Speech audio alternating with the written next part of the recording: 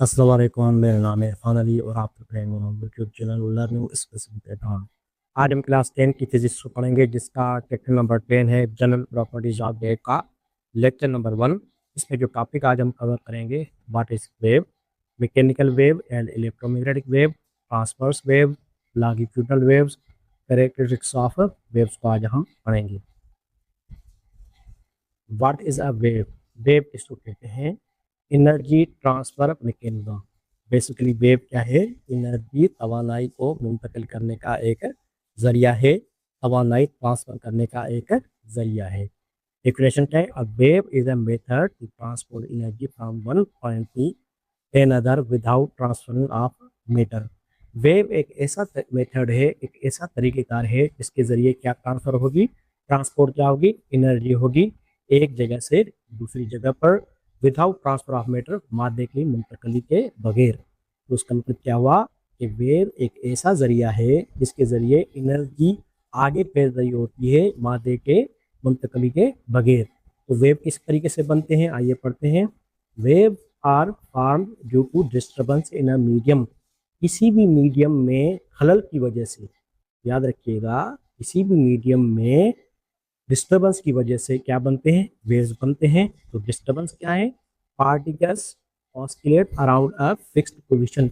एक मखसूस जगह पर पार्टिकल क्या करेंगे, वाइब्रेट करेंगे, जिसकी वजह से डिस्टर्बेंस होगी तो वेव बनते हैं।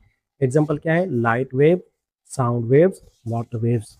अब हम इसका प्रैक्टिकल ओवरव्यू देखेंगे। साउंड वेव, अब आप देख सकते हैं कि ये जो पार्टिकल्स है मीडियम में, ये रेस्ट में है। जैसे ही साउंड की एनर्जी यहाँ से पास होगी, देखें पार्टिकल्स क्या कर रहे हैं, इर्द गिर्द क्या कर रहे हैं, वाइब्रेट कर रहे हैं, जिसकी वजह से एनर्जी क्या हो रही है, मुंतकिल हो रही है, ट्रांसफर हो रही है। ये आप देख सकते हैं कि साउंड एनर्जी की वजह से इसके इर्द गिर्द के पार्टिकल्स क्या हो रहे हैं, डिस्टर्ब हो रहे हैं, और डिस्टर्बेंस की वजह से क्या मुंतकिल हो रही है, आगे एनर्जी मुंतकिल हो रही है, जबकि मैटर वहीं पर मौजूद है। दूसरा एग्जांपल देखते हैं वाटर वेव्स का। ये है वाटर। अब हम जब इसको, यहाँ पर आप देख सकते हैं पानी के एक कतरे की वजह से क्या पैदा हो रहा है, वेव्स बन रहे हैं।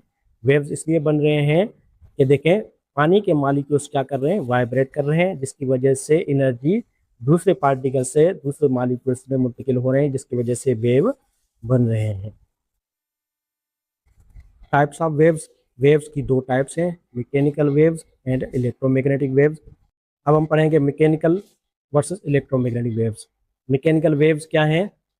Medium require a physical material medium like solid, liquid, gas to propagate. Mechanical waves को फैलने के लिए मीडियम की ज़रूरत होती है। याद रखिएगा, मैकेनिकल वेव्स को मीडियम की ज़रूरत होती है प्रोपेगेशन के लिए, जबकि इलेक्ट्रोमैग्नेटिक वेव्स में डू नॉट पर एनी मटेरियल मीडियम, इसमें किसी किस्म की मीडियम की ज़रूरत नहीं होती। ये मुश्तमिल होते हैं इलेक्ट्रिक फील्ड और मैग्नेटिक फील्ड्स। इसमें दो लाइनें बनती हैं इलेक्ट्रोमैग्नेटिक वेव में, एक इलेक्ट्रिक फील्ड बनती है, दूसरी मैग्नेटिक फील्ड। वैक्यूम प्रोपेगेशन में हम इलेक्ट्रोमैग्नेटिक वेव्स को देखेंगे। Can not travel through a vacuum, empty space, खाली स्पेस में मैकेनिकल वेव्स ट्रेवल नहीं करती, जबकि electromagnetic waves can travel freely through a vacuum. ये एम्प्टी स्पेस में आज़ादाना तौर पर हरकत मूव कर सकते हैं। अब स्पीड देखते हैं।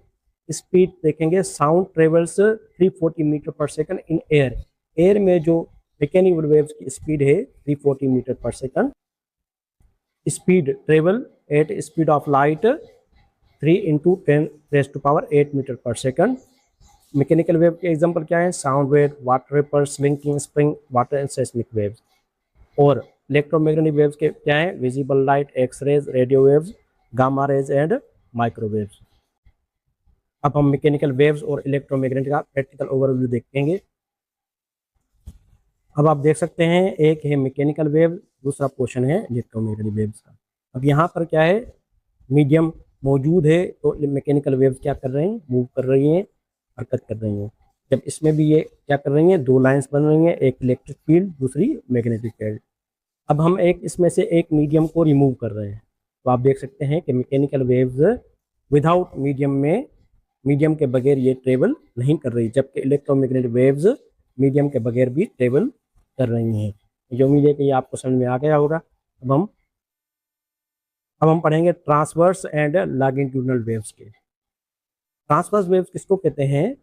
Particle vibrate perpendicular 90 degree to direction of wave propagation. जिस सिमत में वेव ट्रेवल करेगी उस सिमत में परपेंडिकुलर 90 डिग्री की एंगल बनेगी। याद रखिएगा, ट्रांसवर्स वेव हैं जो पार्टिकल वाइब्रेट करते हैं वो 90 डिग्री परपेंडिकुलर जिस सिमत में वेव प्रोपेगेट करेगी उसी सिमत में कितनी एंगल बनेगी? 90 डिग्री की एंगल स्मूथ बनाएगा। ये मुश्तमिल होता है consist of crest highest points and trough lowest point. इसके दो खसूसियात हैं, एक है क्रेस्ट, दूसरा है ट्रफ। एग्जांपल क्या है? Light wave, water surface ripples. दूसरा नंबर पे है लॉन्गिट्यूडिनल वेव्स। ये वेव्स कौन सी होती हैं? Longitudinal particle vibrates parallel to the direction of wave movement. जिस डायरेक्शन में वेव मूव करेगी, जिस डायरेक्शन में वेव सिमत में जाएगी उसी में ये पार्टिकल्स क्या करेंगे? पैरेलल तरीके से मूव करेंगे, यानी कि बराबर पैरेलल मूव करेंगे। ये मुश्तमिल होते हैं compressions, high density and rare friction, low density regions पर ये मुश्तमिल होती हैं। इसकी दो खसूसियात हैं लॉन्गिट्यूडिनल वेव्स की, पहली है कंप्रेशंस और दूसरी है रेयर फ्रिक्शंस। इसके एग्जांपल है sound wave, slinking, back and forth oscillation. इसका भी हम प्रैक्टिकल ओवरव्यू आपके सामने रखते हैं। अब आप देख सकते हैं ट्रांसवर्स वेव्स को। ये है ट्रांसवर्स वेव्स, इस तरीके से बन रही हैं। ये देखिए, ये है मीन पोजीशन। इससे क्या बन रही है? एंगल 90 डिग्री के एंगल से ये उसी डायरेक्शन में मूव कर रहे हैं जिस तरफ ये वेव ट्रेवल कर रही है। ये है ट्रांसवर्स वेव्स। अब आप देख सकते हैं ये मीन पोजीशन से ऊपर वाला जो हाईएस्ट पॉइंट है, मीन पोजीशन से हाईएस्ट पॉइंट, इसको कहते हैं क्रेस्ट। इस हाईएस्ट पॉइंट को कहते हैं क्रेस्ट। और इस लोएस्ट मीन पोजीशन से ये रेस्ट इक्विलिब्रियम पोजीशन भी इसको कहते हैं। इस पोजीशन कहते हैं क्रेस्ट। लोएस्ट पॉइंट जो होता है ट्रांसवर्स वेव का उसको कहते हैं ट्रफ, और हाईएस्ट पॉइंट जो होता है उसको कहते हैं क्रेस्ट। और मीन पोजीशन से यहाँ तक का जो डिस्प्लेसमेंट होता है, मीन पोजीशन से क्रेस्ट तक का जो डिस्प्लेसमेंट होता है उसी को एम्पलीट्यूड कहते हैं। अब आप देख सकते हैं ये एम्पलीट्यूड। हम अब देखेंगे लॉन्गिट्यूडिनल वेव्स। ये है लॉन्गिट्यूडिनल वेव्स। कंप्रेशंस में क्या है? इनके जो पार्टिकल्स हैं ये पैरेलल मूव करेंगे, पैरेलल बराबर की सतह पर मूव करेंगे, लेकिन इनका दरमियान जो फासला होगा, डिस्टेंस, वो ज़्यादा होता है।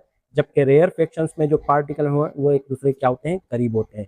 तो कंप्रेशंस में क्या होते हैं? पार्टिकल्स फासले पे होते हैं एक दूसरे के, जबकि रेयर फ्रैक्शंस में क्या होते हैं? ये पार्टिकल्स एक दूसरे के क्लोज होते हैं। वेव कैरेक्टरिस्टिक्स या वेव पैरामीटर्स, यानी वेव को किस तरीके से नाप सकते हैं, पैमाइश किस तरीके से वेव कर सकते हैं। एक है एम्पलीट्यूड। एम्पलीट्यूड किसको कहते हैं? The maximum displacement of a particle from its equilibrium position या rest position determines the energy and loudness of the wave. जो मैक्सिमम पोजीशन होगी मीडियम से, यानी कि मीन पोजीशन से जहाँ तक मैक्सिमम पोजीशन तक जाएगी डिस्प्लेसमेंट होगा, उसी को कहते हैं एम्पलीट्यूड। जबकि वेवलेंथ क्या है? Distance between two consecutive crest और ट्रफ्स और कंप्रेशंस और रेयर फ्रैक्शन, यानी कि दो कंसेक्यूटिव क्रेस्ट हो या ट्रफ हो उनके दरमियान जो डिस्टेंस होगा उसको वेवलेंथ कहते हैं। Frequency and period. फ्रीक्वेंसी किसको? नंबर ऑफ वेव साइकिल्स पर सेकंड, यानी कि एक सेकंड में जितने भी वेव्स बनेंगे उसको फ्रीक्वेंसी कहते हैं। याद रखिएगा, एक सेकंड में जितने भी वेव्स पास होंगे उसी को फ्रीक्वेंसी कहते हैं। जबकि पीरियड क्या है? क्रेस्ट से लेकर क्रेस्ट तक का जो टाइम होगा उसको पीरियड कहते हैं। तो इसका भी हम प्रैक्टिकल ओवरव्यू देखते हैं। अच्छा, अब आप देख सकते हैं एम्पलीट्यूड, यानी मीन पोजीशन से जितना भी डिस्प्लेसमेंट होगा, मेन पोजीशन से जितना भी डिस्प्लेसमेंट कवर होगा ऊपर तक उसको एम्पलीट्यूड कहते हैं। या मेन पोजीशन जितना भी नीचे लोएस्ट पॉइंट तक डिस्प्लेसमेंट कवर होगा उसको एम्पलीट्यूड कहते हैं। वेवलेंथ क्या है? क्रेस्ट से लेकर क्रेस्ट तक का जो डिस्टेंस होता है, मुफासला होता है, उसको वेवलेंथ कहते हैं। या ट्रफ से लेकर ट्रफ तक का जितना भी मुफासला होगा उसको वेवलेंथ कहते हैं। फ्रीक्वेंसी क्या है? यानी एक सेकंड में जितने भी वेव्स बनेंगे, एक सेकंड में जितने भी वेव्स बनेंगे उसको फ्रीक्वेंसी कहते हैं। और पीरियड क्या होता है, क्रेस्ट से लेकर क्रेस्ट तक, यानी कि ये एक कंप्लीट साइकिल है। टाइम पीरियड क्या है, एक वन कंप्लीट रोटेशन होनी चाहिए यहाँ से यहाँ तक। ये हो गया टाइम पीरियड। इतना भी टाइम लगेगा यहाँ से लेकर यहाँ तक, क्रेस्ट से क्रेस्ट तक और ट्रफ से ट्रफ तक, जो भी टाइम लगेगा उसको टाइम पीरियड कहते हैं। यानी कि ये एक साइकिल यहाँ तक कंप्लीट हो गई, ये एक साइकिल यहाँ पर कंप्लीट हो गई, तो इसको पीरियड कहते हैं। तो ये इसके फार्मूले, टाइम पीरियड का फार्मूला है इज इक्वल टू 1 फ्रीक्वेंसी। जितनी ज़्यादा फ्रीक्वेंसी टाइम उतना कम लगेगा। इसका फार्मूला क्या है, स्पीड का is equal to frequency multiply wavelength. Frequency और वेवलेंथ को मल्टीप्लाई करेंगे तो हमें वेव स्पीड मिल जाएगी। यहाँ तक था लेक्चर। इंशाल्लाह नेक्स्ट वीडियो में आपसे बहुत जल्द मुलाकात होगी। इसके आने वाली जो वीडियो होगी वो इसी पर MCQs बेस होगी इंशाल्लाह। अगर आप हमारे चैनल पर नए हैं तो चैनल को लाजमी सब्सक्राइब करें, कमेंट्स करें और शेयर करें, ताकि आने वाली वीडियो का आप तक नोटिफिकेशन पहुंच सके। तो अपना ख्याल रखिएगा। अल्लाह हाफिज़।